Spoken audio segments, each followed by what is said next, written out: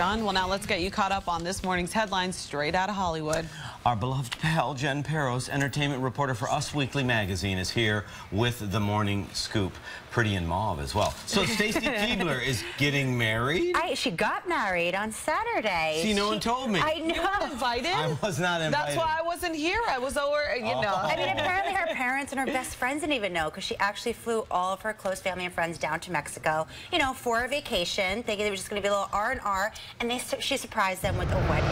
So she actually married her... Not that guy. Not that guy. Married her good friend, Jared Pobre, who is a tech entrepreneur. They've actually known each other for 5 years now. They started off as really good friends, and they just started dating each other last fall. So nice little surprise for Stacy, but we're happy for her. Good for her. It's nice to see her happy. And I'm guessing that George Clooney didn't send a gift or say anything. Right. Yeah, he hasn't even issued a comment yet. But it's nice to see when celebrities like this get married, kind of in secret, you know. She was awesome. She was intimate. She was on the couch. She was delightful. Yeah, she is a nice girl. Yeah. Absolutely. Yeah. Well, good. We wish them the best. Yeah. Okay, so now we hear also that Michael Douglas and Catherine Zeta-Jones, they may be getting back together. Is this true? You know, sources have told us over the past few months that they're trying to work it out, which is really nice to hear. I mean, you always like to see a Hollywood couple with 2 kids try and work it out. But they actually were spotted this past week at New York Yankee Steakhouse here in New York City. Oh. They reportedly walked through the door holding hands. They actually met a business associate for dinner. So, hey, where there's smoke, I guess there's fire. That's a good sign. That's a great sign. Yes, and, holding you know, hands. She has been working on her health this past year. Yes. So I think that the 2 of them have finally gotten to a great place, and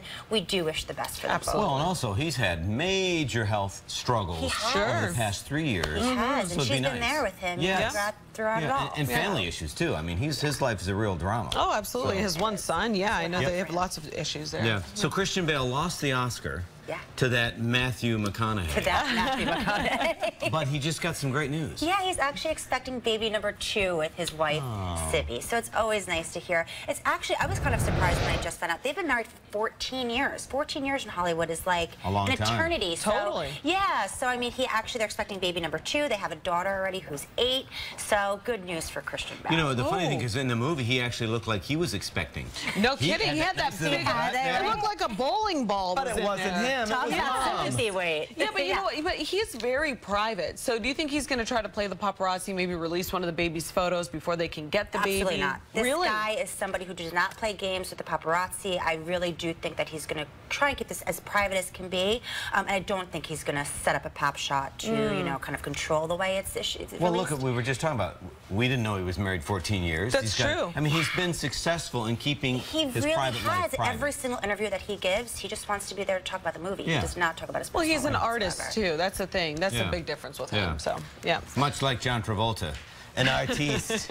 So has he finally apologized to Idina Menzel? Yes. You know, we actually broke the news last week. He sent her a whole batch of cupcakes to apologize, obviously, for the biggest flub probably in Oscar history, calling her wrong name. He sent her a thing of cupcakes to her Broadway theater that spelled out, each cupcake had the letter of her name spelled correctly with a note that said, if I knew how to spell, then I wouldn't have to write this letter. So kind of cute of John. That is really cute. Right? Yes. Yeah, and that was so thoughtful. You know, I mean, they make up.